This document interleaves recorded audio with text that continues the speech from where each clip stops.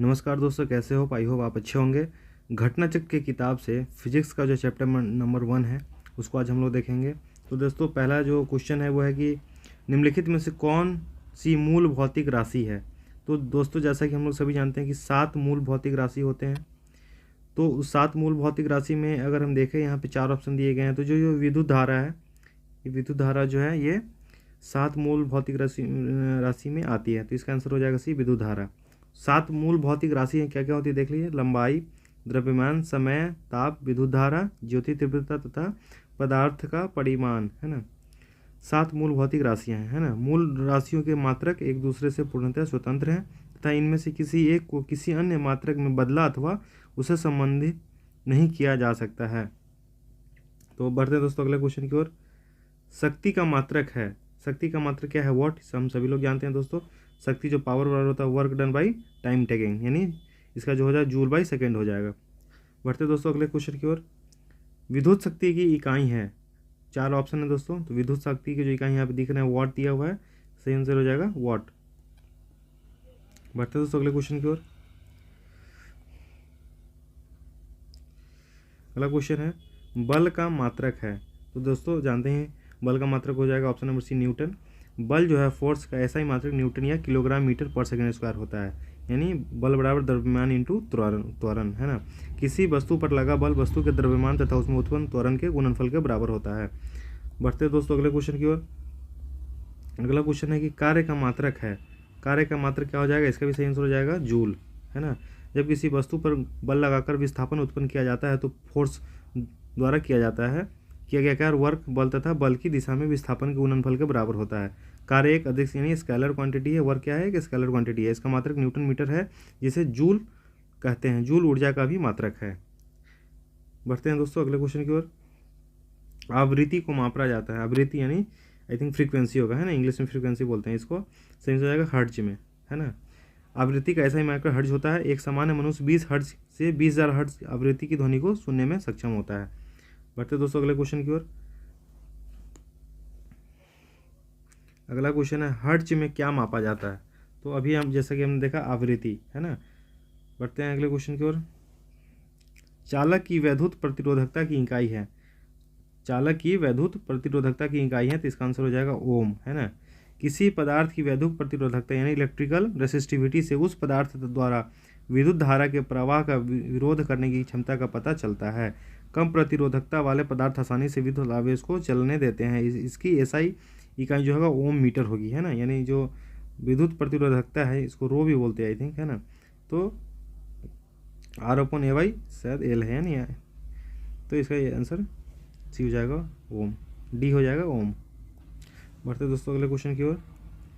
9वां question है ओम metre मात्रक है, तो इसका हो जाएगा प्रतिरोधकता का। प्रकाश वर्ष इकाई है, हम सभी जानते हैं लाइट ये जो है दूरी क्या है ना। प्रकाश वर्ष द्वारा एक वर्ष में तय की गई दूरी एक प्रकाश वर्ष कहते हैं, है ना। एक प्रकाश वर्ष बराबर होता है 9.46 इंटू 10⁻15 मीटर। बढ़ते हैं दोस्तों अगले क्वेश्चन की ओर। प्रकाश वर्ष मात्रक है, तो अभी हमने पढ़ा दूरी का। प्रकाश वर्ष होता है ना। प्रकाश वर्ष क्या होता है? तो प्रकाश द्वारा एक वर्ष में चली गई दूरी को हम लोग लाइट ईयर बोलते हैं या प्रकाश वर्ष बोलते हैं। प्रकाश वर्ष निम्नलिखित की इकाई है, तो हो जाएगा दूरी। प्रकाश वर्ष मात्रक है तो दूरी का। ये रिपीटेड क्वेश्चन है दोस्तों, जो काफ़ी एग्जाम में पूछे गए हैं। प्रकाश वर्ष है वह दूरी जो प्रकाश एक वर्ष में तय करता है। एक पारसेक तारों संबंधी दूरियां मापने का मात्रक है, बराबर है। तो इसका सही आंसर हो जाएगा बी, 3.25 लाइट ईयर यानी प्रकाश वर्ष, है ना। तो हमने देखा पारसेक, है ना। पारसेक यानी पैरालैटिक सेकेंड का संक्षिप्त रूप है ना। इसका प्रयोग लंबी खगोलीय दूरी को व्यक्त करने के संदर्भ में होता है। एक पारसेक बराबर 3 इंटू 10⁻16 मीटर और एक लाइट ईयर बराबर 3.46 इंटू 10⁻15 मीटर। अतः एक पारसेक बराबर 3.262 प्रकाश वर्ष। तो काफ़ी यहाँ डिटेल में दिया गया है दोस्तों। बढ़ते हैं अगले क्वेश्चन की ओर। पारसेक का मात्रक है ना। तो पारसेक का मात्रक है क्या हो जाएगा दोस्तों? ये दूरी, है ना, दूरी हो जाएगा। बढ़ते हैं अगले क्वेश्चन की ओर दोस्तों। माप की कौन सी इकाई को 0.39 से गुना करने पर इंच प्राप्त होता है? काफ़ी दोस्तों ये अलग टाइप का क्वेश्चन है, तो इसका सही आंसर हो जाएगा ऑप्शन बी सेंटीमीटर, है ना। 1 सेंटीमीटर बराबर 0.39 इंच, अतः सेंटीमीटर इकाई में 0.39 से गुना करने पर इंच प्राप्त होगा। बढ़ते हैं दोस्तों अगले 6 फीट लंबे व्यक्ति की ऊंचाई नैनोमीटर में कैसे व्यक्त की जाएगी? ये आइए से पूछा क्वेश्चन, काफ़ी दोस्तों थोड़ा अलग क्वेश्चन है ये। तो इसका सही आंसर हो जाएगा सी 183 इंटू 10⁻7 नैनोमीटर। यहाँ पे दिया गया है दोस्तों ये बॉक्स में, कैसे कैसे इसको चेंज करना है। बढ़ते हैं दोस्तों अगले क्वेश्चन की ओर। 1 नैनोमीटर होता है, तो इसका आंसर हो जाएगा बी 10⁻⁻7 सेंटीमीटर, है ना। 1 नैनोमीटर बराबर है, ये काफ़ी पीछा सवाल है, रिपीटेड है, 10⁻⁹ मीटर। एम्पियर मापने की इकाई क्या है ना। एम्पियर मापने की इकाई क्या है? तो इसका सही हो जाएगा विद्युत धारा। मेगावाट बिजली के नापने की इकाई है जो उत्पादित की जाती है। मेगावाट जो बिजली के नापने की इकाई है जो प्रोडक्शन किया जाता है ना।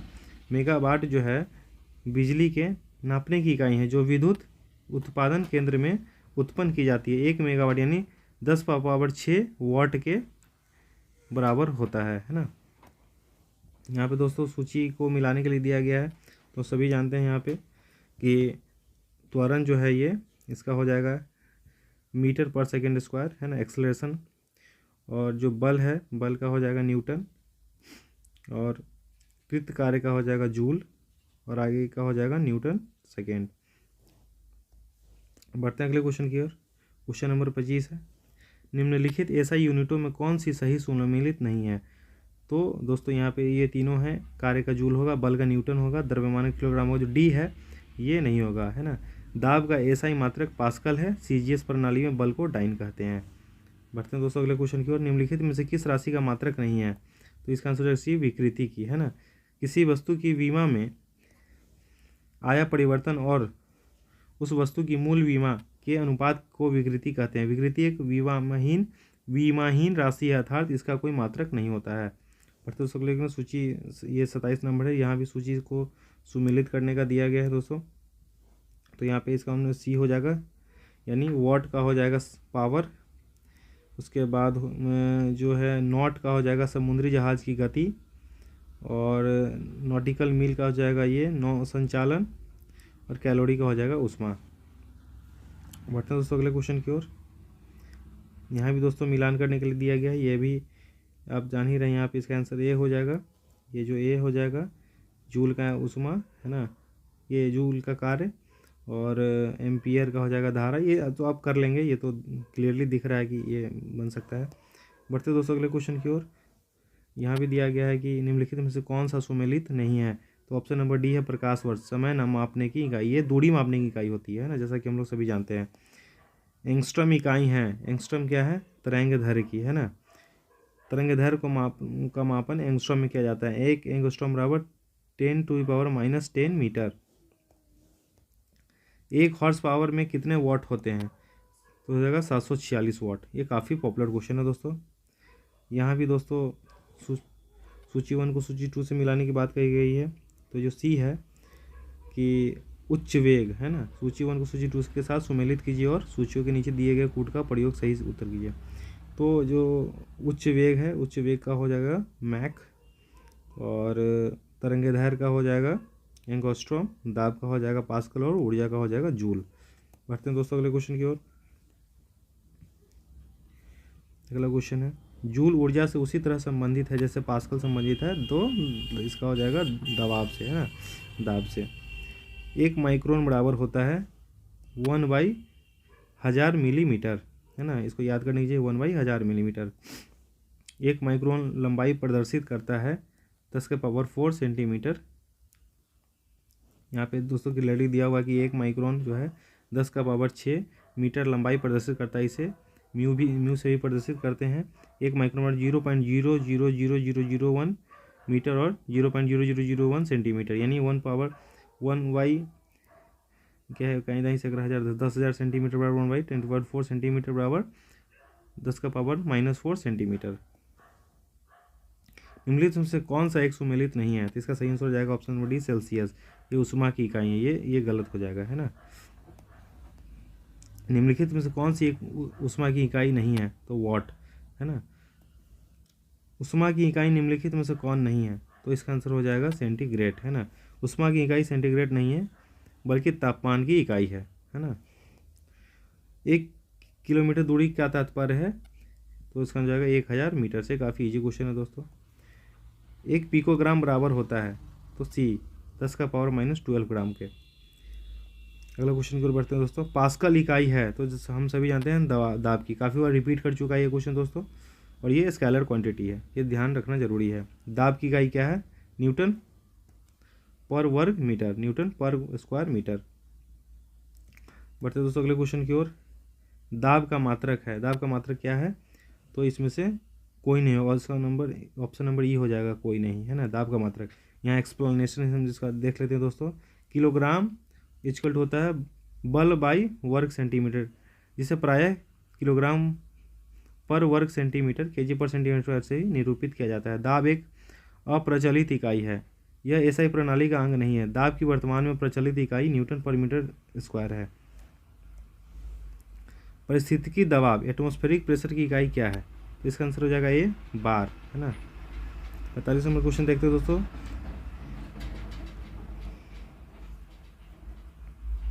1 kg पर सेंटी, उससे इसके आगे बढ़ नहीं रहा था, तो क्वेश्चन यहीं पर जाता है।